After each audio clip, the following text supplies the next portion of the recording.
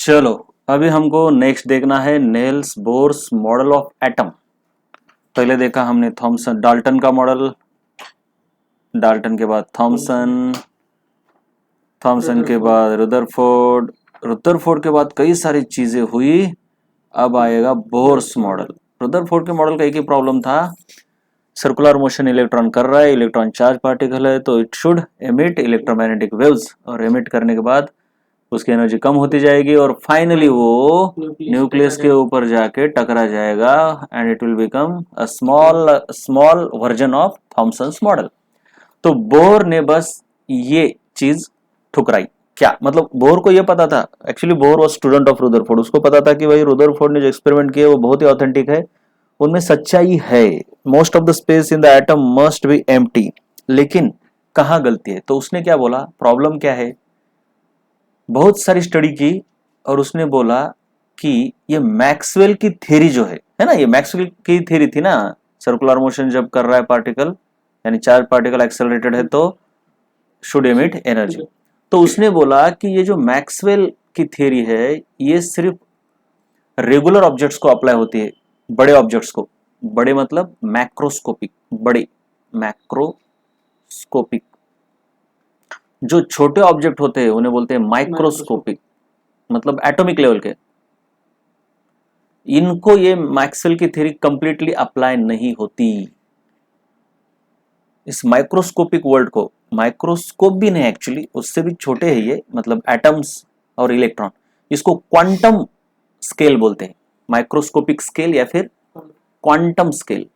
ये quantum level पर या फिर एटॉमिक लेवल पर इलेक्ट्रॉन के लिए मैक्सवेल की थ्योरी डायरेक्टली अप्लाई नहीं होती। उसने ये बोला इलेक्ट्रॉन न्यूक्लियस के बाजू में कुछ फिक्स डिस्टेंस पर जब घूमता है तब वो एनर्जी एमिट नहीं करता, यहां पे घूमेगा एनर्जी एमिट नहीं करेगा, लेकिन फिक्स डिस्टेंस कहीं पर भी नहीं घूम सकता। रुदरफोर्ड ने क्या बोला था, ऐसी कोई जगह नहीं, किधर भी घूम सकता है, बस सर्कुलर मोशन करना चाहिए। बोर बोला कि ऐसा नहीं, हर जगह पे नहीं।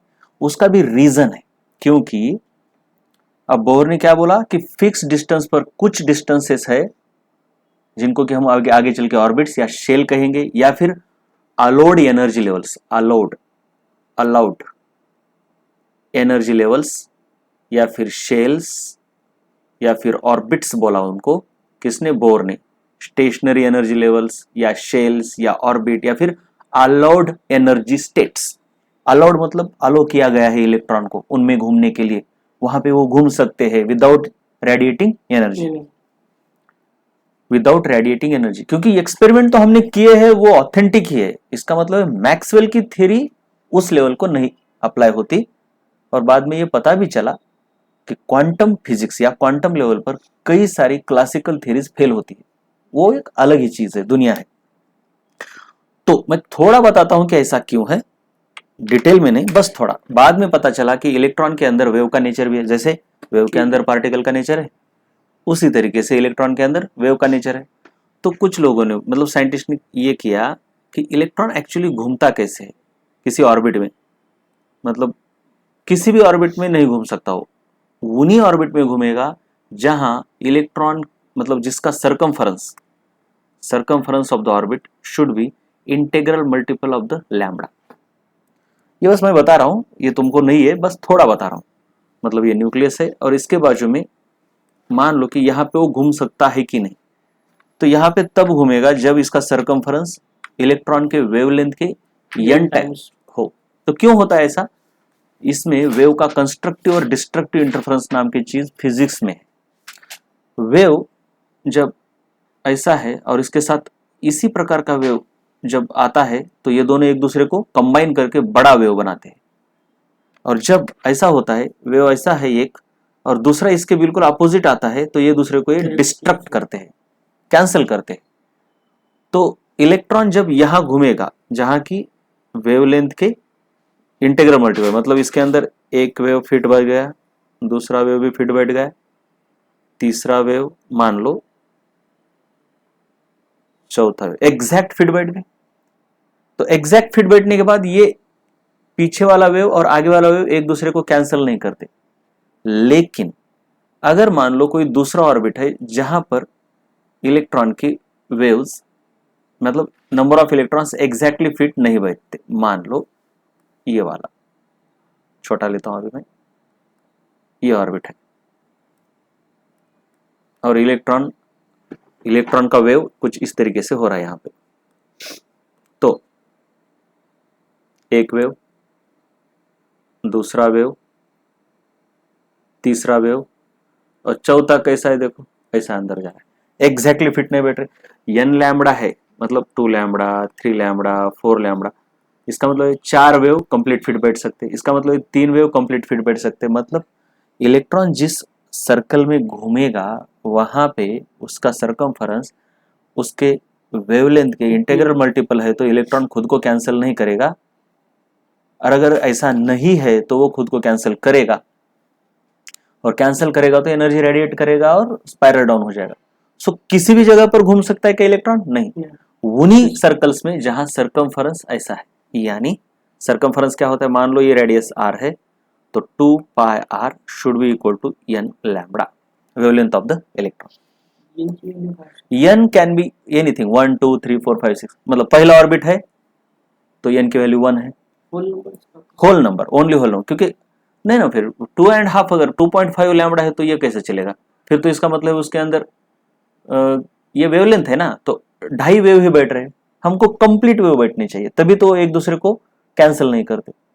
ऐसा 2.5 वेव कैसा चलेगा, देखो ना ऐसा है, और 2.5 इसका सर्कमफरेंस n लैम्बडा यानी 2.5 है ऐसा मान लो, तो क्या होगा, एक वेव, दूसरा वेव और तीसरा वेव ऐसा अंदर जाएगा ना, फिर मतलब यहां तक सिर्फ ऐसे 2.5 वेव आएंगे। वेव कंप्लीट फिट जब बैठेगा तभी वो एक दूसरे को कैंसिल नहीं करेंगे। तो इससे तुम रेडियस वगैरह का फॉर्मूला निकाल सकते हो, राइट। ये बहुत इंपॉर्टेंट चीज है, बाद में मतलब खोजी गई, तो फिक्स जगहों पर घूम सकता है, समझ में आया। देखो अब इलेक्ट्रॉन का कैसा है, अब ये न्यूक्लियस है तो ये इधर घूम सकता है, मतलब ये मान लो इलेक्ट्रॉन की वेवलेंथ है मान लो 4, तो ये सबसे कम ये कहां कहां घूम सकता है, जहां पे सर्कमफरेंस एक तो 4 होनी चाहिए, 8 होनी चाहिए, 12 होनी चाहिए, 16 होनी चाहिए। समझ में आ रहा है क्या, मतलब n लैम्बडा मतलब 1 इंटू 4, 2 इंटू 4, 3 इंटू 4 ऐसा है तो चलेगा। मतलब मान लो कि ये पहली है, मतलब ये इसका सर्कमफरेंस है 4, तो यहाँ पे एग्जैक्ट एक वेव फिट बैठा है, ऐसा जाके, मतलब इतना अच्छा मैं नहीं निकाल पा रहा हूँ, ऐसा एग्जैक्ट बैठेगा एक वेव। उसके बाद ये दूसरी शेल है जहां पे इसका सर्कमफरेंस 12 है, तो यहाँ एग्जैक्ट 2 वेव बैठेंगे ऐसे, समझ में आ रहा है कुछ, और ये ऐसे, राइट। उसके बाद ये जगह है जहां पे 3 वेव एग्जैक्ट बैठ सकते, एक वेव, 2 वेव, 3 वेव, समझ में आ रहा है। तो इलेक्ट्रॉन अभी इधर घूम रहा है तो डायरेक्टली जंप यहां कर सकता है और यहां भी घूम सकता है, नो प्रॉब्लम, क्योंकि यहां भी उसके 2 वेव बैठेंगे ना, इधर इधर भी जा सकता है, लेकिन यहां नहीं घूम सकता बीच में, यहां जाएगा तो खुद को ही कैंसिल करने लगेगा, राइट। सो ये जो है इनको बोला गया है अलाउड एनर्जी लेवल्स या फिर ऑर्बिट्स। ये पहला ऑर्बिट है, ये दूसरा है, ये तीसरा ऑर्बिट है, चौथा, ऐसे कई सारे ऑर्बिट है।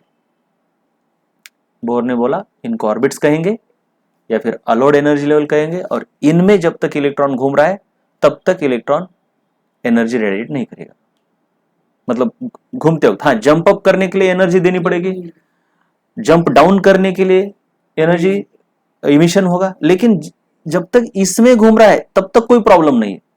तो हमको प्रॉब्लम क्या था, रुदरफोर्ड के मॉडल में प्रॉब्लम क्या था, घूम रहा है तब भी प्रॉब्लम था ना, इसमें कंटिन्यूअसली एनर्जी इमिट कर रहा था। तो ये तो खाली पीली एनर्जी इमिट नहीं करेगा, जब तक बाहर से इसको एनर्जी नहीं मिलेगी तब तक ये जंप अप क्यों करेगा। हमको क्या देखना है कि भाई इलेक्ट्रॉन घूम रहे और न्यूक्लियस में जाके अपने आप कोलाइड नहीं हो रहे, स्टेबल कैसे है, क्यों घूम सकते हो, ये देखना है ना हमको। तो ये जंप अप करने के लिए तो एनर्जी लगेगी, तो वो तो बाहर से मिलेगी ना उसको, लेकिन जब तक ये यहाँ पे घूम रहा है कोई एनर्जी नहीं दे रहा, तो कितनी भी देर तक ऐसे घूम सकता है, नो प्रॉब्लम। तो एटम स्टेबल है, इलेक्ट्रॉन घूम सकता है without radiating energy, but not everywhere, only in certain distances. Those distances should follow circumference should be equal to F 2 pi r should be equal to n lambda, this rule, right?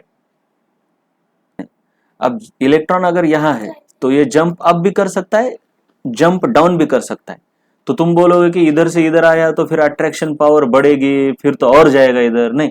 लेकिन जब ये इधर आता है ना तो ये जोर जोर से घूमने लगता है, स्पीड, इसकी एंगुलर वेलोसिटी बढ़ जाती है. तो अट्रैक्शन पावर बढ़ गई तो सेंट्रीफ्यूगल फोर्स भी बढ़ गया. वो उस हिसाब से ही जंप करता है क्योंकि इसको तुमने एनर्जी दी ना, या फिर इमिट भी की होगी. इधर से इधर जब जाता है तो इसी तरीके से वो जंप करता है कि इसकी वेलोसिटी बढ़ जाती है, या फिर ओमेगा. तो इसका अट्रैक्टिव पावर बढ़ गया न्यूक्लियस का, तो जोर से घूमने की वजह से ये सेंट्रीफ्यूगल फोर्स बढ़ गया. तो दोनों बढ़ने की वजह से वो स्टेबल रहता है. ठीक है. सो बोहर का सबसे मेन पोस्टुलेट यही था, यही हमेशा इलेक्ट्रॉन एनर्जी रेडिएट नहीं करेगा. बेसिकली जब तक वो अलाउड ऑर्बिट में है तब तक वो घूम सकता है, सर्कल में घूम सकता है, और एनर्जी रेडिएट करने की भी जरूरत नहीं. मैक्सवेल की थ्योरी उसको अप्लाई नहीं कर सकते वहां पे, क्योंकि वो थ्योरी बड़े ऑब्जेक्ट्स के लिए थी, ये छोटे ऑब्जेक्ट्स के लिए नहीं थी, मतलब अप्लाई नहीं होती. और उसके लिए हमने एक्सपेरिमेंट करके देखे हैं. क्योंकि तुम अगर कह रहे हो कि इलेक्ट्रॉन तो घूम रहा है और घूमते वक्त तो उसने एनर्जी रेडिएट करनी चाहिए, लेकिन रियलिटी में तो ऐसा नहीं होता. रियलिटी में तो इलेक्ट्रॉन कोलैप्स नहीं होता, रियलिटी में इलेक्ट्रॉन घूम रहा है. तो तुम्हारी ही थ्योरी गलत है उस लेवल पर, ऐसा उसने बोला, right. Where n is integer, इसका मतलब n is equal to 4 means fourth orbit, n is equal to 1 means first orbit, है ना. न्यूक्लियस के बाजू में ऐसे ऑर्बिट रहते हैं, पहला ऑर्बिट, दूसरा ऑर्बिट, तीसरा ऑर्बिट. तो n की वैल्यू के ऊपर वो डिपेंड करेगा. Angular momentum in nth orbit is given by Ln is equal to nh upon 2 pi, where n is nth orbit, first, second, third. So angular momentum in third orbit will be L third is equal to 3h upon 2 pi. ये angular momentum का direct formula है. Bohr के model में जो भी अभी फॉर्मूले हम डिराइव कर रहे हैं वो कहाँ से आए इसकी अभी हमको जरूरत नहीं है. भले ही हम निकाल सकते हैं कहाँ से आया, इसके प्रूफ्स है, लेकिन उसके लिए फिजिक्स की थोड़ी जानकारी होना जरूरी है. एनसीईआरटी में ये प्रूफ्स दिए भी नहीं है और हमको अभी जरूरत भी नहीं है. फिजिक्स में ये सभी प्रूफ्स है, तो अभी क्यों टेंशन लेना. अभी डायरेक्ट फॉर्मूला ओरिएंटेड क्वेश्चन रहते हैं इस केमिस्ट्री में, तो डायरेक्ट याद रखना ये ऐसा एंगुलर मोमेंटम. ये दूसरा पोस्टुलेट है, where this Ln is angular momentum, m is mass, v is velocity, अगर कहीं इस्तेमाल हुआ तो भी, r is radius of the orbit. ये कैपिटल आर या फिर स्मॉल r इस्तेमाल कर सकते हैं. हम यूजुअली स्मॉल r ही लिखेंगे क्योंकि कैपिटल R रेडबर्ग कांस्टेंट रहेगा. ठीक है, तो ये स्मॉल r, और L is angular momentum of electron. वैसे देखा जाए तो एंगुलर मोमेंटम की बेसिक डेफिनेशन जो है वो है mass into velocity into radius of the circle. लेकिन बोहर ने ये भी डेराइव करके दिखाई. ठीक है, तो ये तो अप्लाई होती है, ये भी अप्लाई होती है, ये तो बेसिक डेफिनेशन है. ठीक है, तो उसके बाद serial number of the orbit is denoted by principal quantum number this n. आगे चल के तुमको क्वांटम नंबर है, तो n मतलब ऑर्बिट का सीरियल नंबर है, first, second, third, fourth. So angular momentum in, oh ठीक है, चलो ये फिर से आ गया वही फॉर्मूला, ऊपर वाला रिप्रिंट हो गया. यहां तक देखा हमने एंगुलर मोमेंटम की क्लासिकल मैकेनिक्स की डेफिनेशन. क्लासिकल मैकेनिक्स यानी पुराना वाला सब फिजिक्स, न्यूटन का फिजिक्स. ये जो एटम की स्टडी होती है वो क्वांटम मैकेनिक्स में होती है, क्वांटम मैकेनिक्स. क्लासिकल मैकेनिक्स की कई सारी चीजें क्वांटम मैकेनिक्स को अप्लाई नहीं होती. राइट, ठीक है. जैसे कि जब तक तुम अर्थ पर थे तुमको पता नहीं था अर्थ राउंड है वगैरह वगैरह, लेकिन फिर भी बहुत सारी थ्योरीज थी ना कि ऐसा है, अर्थ फ्लैट है, ऐसा कुछ. लेकिन जब तुम बाहर जाओगे तो तुम्हारे अर्थ वाली थ्योरीज कई सारी यहाँ अप्लाई नहीं होगी. ठीक है, क्योंकि इन्होंने जो थ्योरी निकाली थी वो गलत थी ऐसा नहीं, लेकिन वो बस यहाँ तक अप्लाई होती थी. ये बाहर जाके देखोगे तो वो थ्योरीज वहां अप्लाई नहीं होती. उसके बाद रेडियस ऑफ nth ऑर्बिट, उसका फॉर्मूला ये याद रखो डायरेक्टली, बहुत इंपॉर्टेंट है. 52.9 into n square by z. z is atomic number. मतलब ये जो फॉर्मूले है बोहर के फॉर्मूले हाइड्रोजन के लिए तो अप्लाई होते ही है, एटम के, हाइड्रोजन एटम के लिए. लेकिन हाइड्रोजन जैसे mono electronic so bourse theory is for mono electronic species को अप्लाई होते हैं। मोनो इलेक्ट्रॉनिक यानी जहां एक इलेक्ट्रॉन है, जैसे कि हाइड्रोजन है, हीलियम में 2 इलेक्ट्रॉन है लेकिन हीलियम प्लस लिया तो एक है, लिथियम 2 प्लस, उसमें भी एक इलेक्ट्रॉन आएगा। हाइड्रोजन लाइक स्पीसीज, ये 3 याद रखनी है, उनको बोहर के फॉर्मूले अप्लाई होते हैं। ठीक है। पिकोमीटर, पिकोमीटर यानी 10⁻⁻12 मीटर, तो पिकोमीटर में ही याद रखो 52.9 into n square by Z square, where Z is atomic number of the element. Hydrogen है तो ये 1 आएगा। ठीक है। तो इससे क्या करते हैं, हाइड्रोजन के पहले 2-3 ऑर्बिट की रेडियस भी निकाल के लेते, कुछ लोग याद भी करते, radius of the first orbit, radius of second, radius of third for hydrogen. हाँ, आइसोटोप के लिए क्या होगा, तुमको ये लग रहा है कि क्या ये आइसोटोप्स के लिए अप्लाई होगा, मतलब कार्बन तो नहीं लेकिन हाइड्रोजन और ड्यूटेरियम, ऐसा अगर तुम लोगे तो क्या दोनों के लिए जेड एक ही रखना पड़ेगा, क्योंकि जेड तो एक ही है लेकिन मास तो अलग है, मास अलग होने से प्रॉपर्टीज चेंज होती है। हाँ, प्रॉपर्टीज अलग चेंज होती है, ये वाली प्रॉपर्टीज नहीं चेंज होती, क्योंकि ये जो सब डेरिवेशन है ये किसके आधार पर है, इलेक्ट्रॉन इसके बाजू में घूमता है, इलेक्ट्रॉन के ऊपर ये प्रोटॉन अट्रैक्टिव फोर्स लगाता है। तो force between proton and electron, इनको और सेंट्रीफ्यूगल फोर्स को बैलेंस करके ये फॉर्मूले निकाले।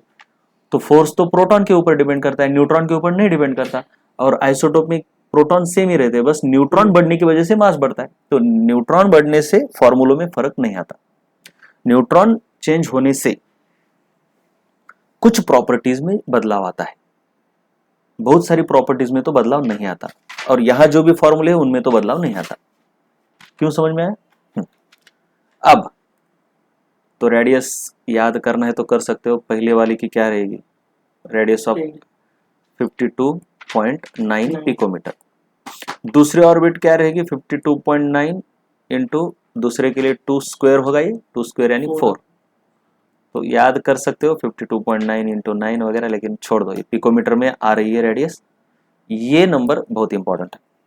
उसके बाद energy of the electron in nth orbit is given by this formula direct, सभी के प्रूफ्स हम नहीं देख रहे, फिजिक्स में है, ये जूल में है, याद रखना। ठीक है, जूल में -2, ये माइनस क्यों है, क्योंकि अट्रैक्टिव फोर्स है, प्रोटॉन और इलेक्ट्रॉन के बीच अट्रैक्टिव फोर्स है, इसलिए टोटल एनर्जी निगेटिव रहती है। राइट, ये क्यों रहती है, कैसे रहती है, वर्क एनर्जी पावर में समझेगा, अभी नहीं समझता, ग्रेविटेशन में जाने के बाद समझता है।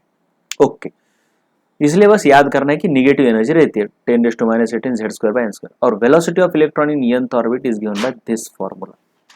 राइट, तुम एंगुलर मोमेंटम से भी निकाल सकते हो या फिर वेलोसिटी का फॉर्मूला भी याद रख सकते हो। ठीक है, तो 3-4 फॉर्मूले हो गए, इनको याद करना ही है, बहुत ज्यादा काम के है, इन्हीं के ऊपर क्वेश्चंस आएंगे तुमको। राइट, तो उन्हीं फॉर्मूले का इस्तेमाल करके ये क्वेश्चन करेंगे हम। ठीक है, क्या क्या है, angular momentum in nth orbit, radius of nth orbit, energy in nth orbit, ठीक है, velocity in nth orbit, angular momentum का formula nh/2π, radius of nth orbit 52.9 मतलब नियरली 53 इंटू n²/z², एनर्जी है -2.18 इंटू 10⁻⁸। देखो इधर जो नंबर है वही इधर है, इंटू z²/n², ये उल्टा है, n² नीचे, इधर n² ऊपर है, और ये जूल में है, और ये वेलोसिटी इन nth ऑर्बिट क्या है भाई, nh/2π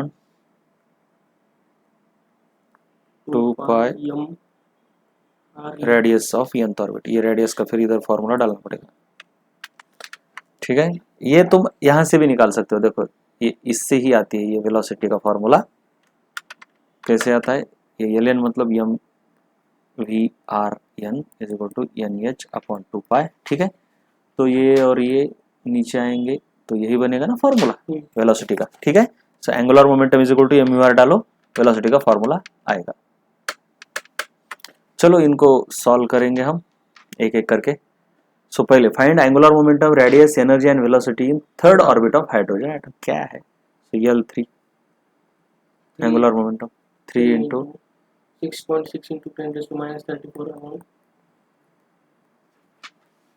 2 into 22 नियरली। ठीक है, चलो इसको और इसको कैंसिल ही कर दो, इससे इसको कैंसिल कर दो 3.2 क्योंकि ये थोड़ा बड़ा है। ऐसा कुछ हो गया। फिर तुम्हारा आंसर क्या है? 3.2 into 10 raise to minus 34 SI unit. हाँ, क्योंकि यहाँ पे यूनिट पूरे SI यूनिट है। पूरे नहीं, इस फॉर्मूले में, इस फॉर्मूले के लिए SI यूनिट का ही इस्तेमाल करेंगे हम।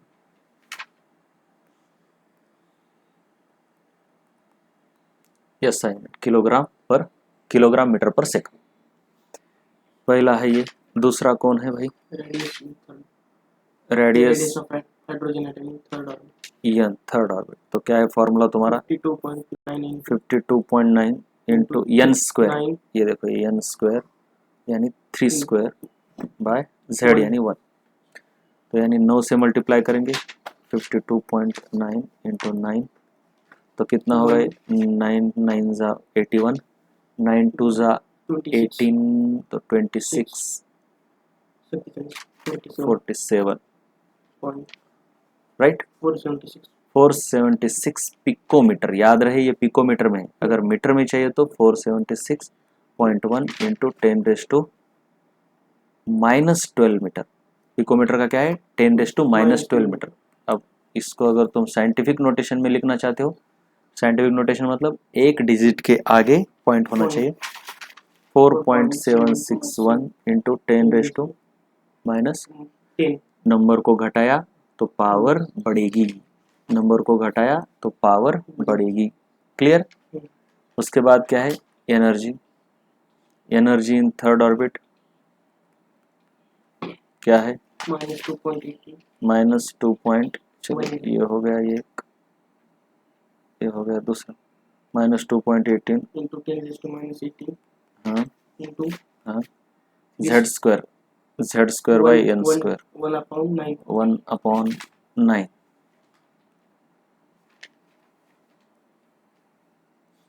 इधर पहले लिखेंगे। तो so energy in third orbit कैसा लिख रहा हूँ, समझ में आ रहा है क्या? लिखें इधर का इधर हो जाएगा फिर तो ऐसा। हाँ 9 0.9 2 जा 18 3 9 4 जा, बस हो गया। माइनस आएगा into 10 raise to minus 18 joule, या फिर minus 2.4 into 10 raise to minus, sorry number को बढ़ाया तो पावर घटेगी 90 जूल। तुम इसको कुलम इलेक्ट्रॉन वोल्ट में भी कन्वर्ट कर सकते हो, बस इसको divide by 1.6 into 10 raise to minus 19 करना पड़ेगा। समझ में आ रहा है कुछ? एनर्जी। उसके बाद क्या निकालना है? वेलोसिटी। वही direct formula, velocity in n third orbit n, हाँ ये n h upon 2 pi. So 3 into 6.6 into 10 to the power minus 34 divided by 2 into 3.14 into mass of the electron 9.1 10 raise to minus 31 into radius कितनी आई भाई हमारी? ये 4.8 लिखता हूँ direct इसको मैं राउंड ऑफ करके 4.8 10 रेज टू माइनस 10 मीटर। ये पिकोमीटर नहीं लेना है, एसआई में लेना पड़ेगा कैलकुलेशन में। 10 रेज टू माइनस 10। चलो निकालो इसको और मुझे बताओ निकाल के फटाक के। तो कितना आया आंसर तुम्हारा? 0.5 इंटू 10 रेज टू 6। जरा देखे तो ये और ये, चलो मान लो मोटा मोटी कैंसिल कर दिया। इसको 3 से कैंसिल करोगे तो 2 से किया किससे? ठीक है 3.3 ना, 2 से किया तो 3.3। फिर और क्या कर सकते हैं? ये हाँ ये इनको मल्टीप्लाई करोगे तो नियरली, रुको जरा, हाँ 44 आता है क्या? ये 44 आ गया। और फिर क्या रुको रुको रुको, अब इससे इसको डिवाइड करने के लिए तो 0.5 तक तो नहीं जाएगा, तो 0.7 कुछ ऐसा आना चाहिए। 0.7 ऐसा कुछ आएगा। तो एक्चुअली इससे इसको डिवाइड करने पर 0.07 आता है इंटू 10 अब ये जो है -3 बनेगा, और ये प्लस होने के बाद रुको 41 नहीं रहे, ये -31 ऊपर जाके प्लस बनेगा, राइट। हाँ ठीक है, ये पूरा 41, सो ये बनेगा 7, सो तुम्हारा 0.7, हाँ, या फिर 7 into 10⁵ metre per second, this is the velocity of the electron in third orbit. ठीक है, समझ में आ रहा है सब कुछ। अब देखो note, when an electron revolves in single orbit it does not emit or absorb energy। ये बहुत इंपॉर्टेंट बात कही है, बोर नहीं, इसलिए वो स्पाइरल डाउन नहीं करता, स्टेबल है। लेकिन बट दो चीजें, एक दो, जब इलेक्ट्रॉन जंप्स अप करता है, जंप अप मतलब ये तो न्यूक्लियस है तुम्हारा 1 2 3 ऑर्बिट, न्यूक्लियस है तुम्हारा first second third orbit, lower orbit to higher orbit जाता है, इसको बोलते हैं जंप अप, मतलब लोअर टू हायर ऑर्बिट जाना। तो absorption of energy takes place. ये देखो, ये सब फोटोन को खा के ही वो जंप अप कर सकता है। एक्चुअली यहाँ पे नहीं दिखाना चाहिए, फोटोन था कि इसको यहाँ पे लगेगा और फोटोन को खाने के बाद ये ऊपर जाएगा, मतलब ये अपने आप नहीं जाता। और जब वो जंप डाउन करता है तो फोटोन को एमिट करता है, किसी फोटोन यानी क्वांटम को, फोटोन ही नहीं बोल सकते क्योंकि फोटोन मतलब लाइट है ना, तो क्वांटम मतलब कोई भी क्वांटम एमिट करेगा, इसको जंप डाउन बोलते हैं। हायर टू लोअर ऑर्बिट जाता है, एमिशन ऑफ एनर्जी। यहाँ पे डेल्टा ई का अगर निकालोगे तो ये निगेटिव आएगी। हाँ चलो, बिल्कुल सिंपल बात है। अब मैंने क्या बोला, ये बहुत इंपॉर्टेंट, डेल्टा ई पॉजिटिव और डेल्टा ई निगेटिव। डेल्टा मतलब चेंज इन एनर्जी। अब याद रहे ये न्यूक्लियस है तुम्हारा और एनर्जी की वैल्यूज निगेटिव है, समझ में आ रहा है ना। तो कैसा रहता है, मैंने बोला जैसे जैसे इलेक्ट्रॉन दूर जाओगे ये अपने आप जा रहा है, मतलब ये इधर पॉजिटिव है, रुको जरा, ये पॉजिटिव और निगेटिव, तो ये lower orbit to higher orbit जाने की प्रोसेस तुमको क्या लगता है अपने आप होगी ऑटोमेटिक या एनर्जी देनी पड़ेगी? एनर्जी देनी पड़ेगी। तो जब भी एनर्जी एब्जॉर्ब होती है तो फाइनल एनर्जी ज्यादा होगी एब्जॉर्ब होने के बाद। तो डेल्टा ई का मतलब क्या होता है, final energy minus initial energy. और ये निगेटिव एनर्जीज रहती है। निगेटिव मतलब ये कैसा होगा, यहाँ पे अगर माइनस नियरली, मैं नियरली लिख रहा हूँ, -13 इलेक्ट्रॉन वोल्ट है, तो यहाँ कुछ -10 रहेगी, -8 रहेगी, वैल्यू कम हो रही है लेकिन मैथमेटिकली बढ़ रही है। तो इधर से जब वो इधर जाता है तो फाइनल माइनस इनिशियल पॉजिटिव आता है, राइट। ये जरा समझ लो। तो एब्सॉर्प्शन में डेल्टा ई पॉजिटिव, इमिशन में डेल्टा ई नेगेटिव, हमेशा याद रखना, ये भूलना नहीं। चलो इधर क्या लिखा है, exciting hydrogen with light, light को गिराओ, हाइड्रोजन के इलेक्ट्रॉन को एक्साइट करो। और इधर से इधर यानी ये ऑलरेडी एक्साइटेड है, एक्साइटेड स्टेट से ग्राउंड स्टेट में आ रहा है। ग्राउंड मतलब जो सबसे नीचे वाली एनर्जी है उसको बोलते हैं ग्राउंड स्टेट। तो डेल्टा ई का मतलब क्या है, फाइनल माइनस इनिशियल। चलो ये ई एफ ई आई मतलब energy in final orbit, energy in initial orbit, ये सब मैंने बताया। अब जब भी इलेक्ट्रॉन जंप अप या जंप डाउन करता है, मान लो जंप अप करता है किसी इनिशियल ऑर्बिट से, मतलब एन इनिशियल से एन फाइनल तक, तो जो भी इलेक्ट्रॉन जो भी फोटोन को ये एब्जॉर्ब करता है उसका वेव नंबर, उस फोटोन के वेव नंबर का ये फॉर्मूला है। ये कहाँ से आया देखेंगे बाद में, लेकिन फॉर्मूला ये है जो कि तुमको याद आ रहा है कि वो 2-3 साइंटिस्ट ने कंप्यूटर में कुछ सिमुलेशन करके एक फॉर्मूला बताया था। उन्होंने क्या बोला, अरे भाई कुछ तो हो रहा है, ये ऐसे ऐसे इनके वेव नंबर इस फॉर्मूले में फिट बैठ रहे, तो ये बोर ने डेराइव करके दिखाया थ्योरेटिकल मॉडल बता के। इसलिए बोर का मॉडल बहुत इंपॉर्टेंट है।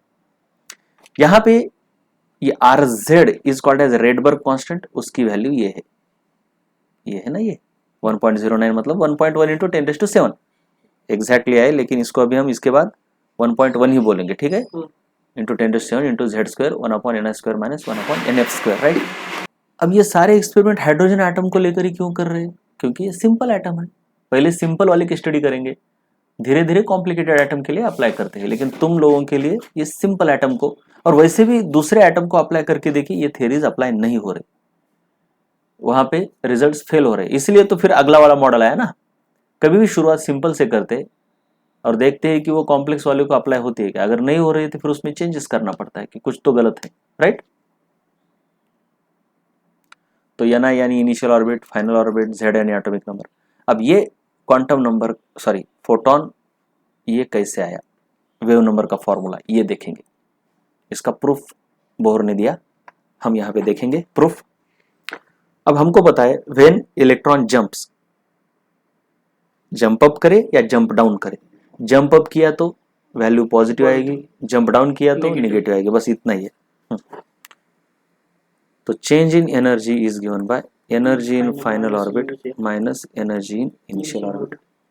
एनर्जी इन फाइनल ऑर्बिट, अब एनर्जी का फॉर्मूला हमने देखा है -2.18 इंटू 10⁻⁻18।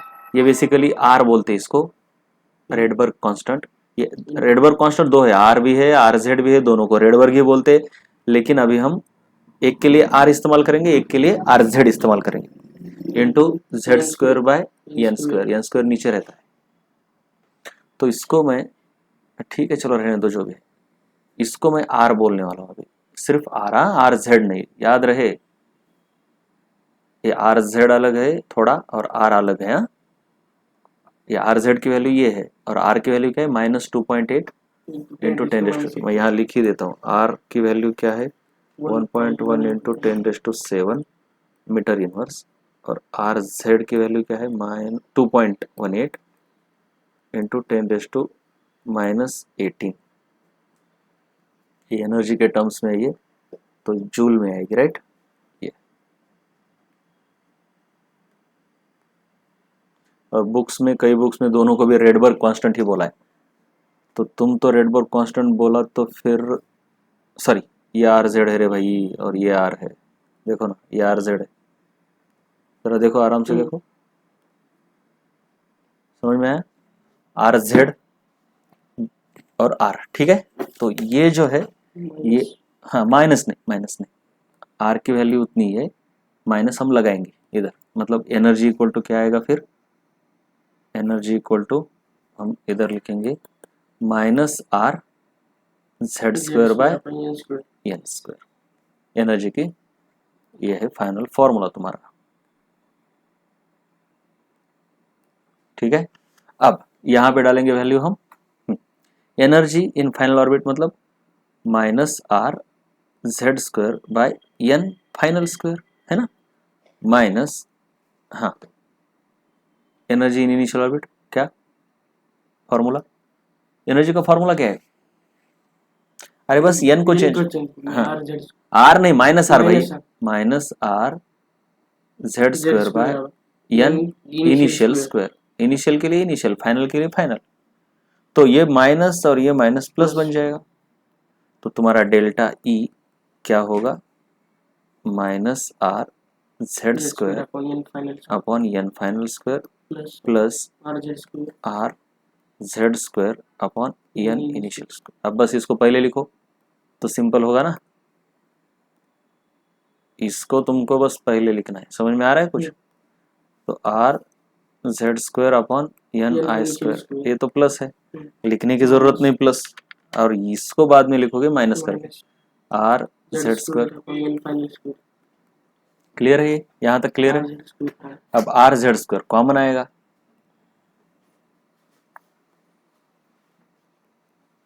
तो अंदर आया n initial square minus 1 upon n final square, और ये डेल्टा ई है, चेंज है, मतलब अब देखो यहाँ पे सबसे इंपॉर्टेंट क्या है, ये डेल्टा ई मतलब दोनों, मतलब ये यहाँ पे न्यूक्लियस है, इसने यहां से इधर जंप किया, तो जितने से इसकी एनर्जी बढ़ी उतने का फोटोन इसने खाया होगा ना, ये समझ में आ रहा है। तुम्हारा शुरू में वेट था 10 मान लो किसी का, इसके अंदर तुमने 2 किलो डाला, तो फाइनल कितना बन गया 12। 12। तो इन दोनों के बीच का डिफरेंस यानी जितना खाया होगा। So delta is nothing but energy of the photon. Delta is same as energy of the photon, right. So energy of the photon को मैं क्या लिख सकता हूँ, एच इंटू न्यू, या फिर एच सी अपॉन लैम्बडा लिख सकता हूँ। एनर्जी ऑफ द, समझ में आ रहा है ना, ये डेल्टा ई मतलब it is equal to energy of the photon absorbed. तो तुम्हारे पास इधर एच सी बाय लैम्बडा है, तो एच सी बाय लैम्बडा है, तो तुम क्या कर सकते हो, 1 बाय लैम्बडा इधर रखो, इधर 1 बाय लैम्बडा लिखो और एच सी को इधर लाओ।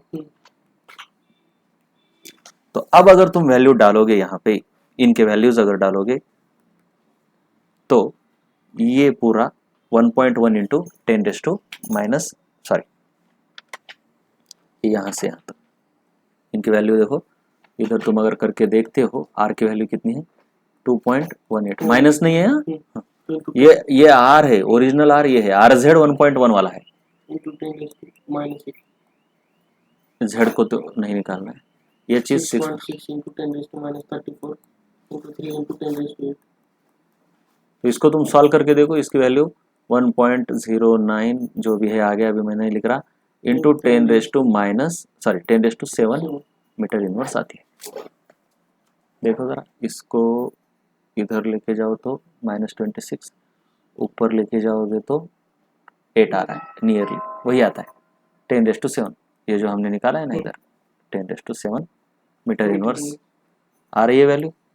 तो इसीलिए हम इसको लिखेंगे आर जेड, क्या लिखेंगे R Z. So R Z Z square 1/ni² minus 1/n final square, और ये तुम्हारा 1 बाय लैम्बडा यानी nu bar. So this is the formula for wave number जो कि हमने डिराइव किया।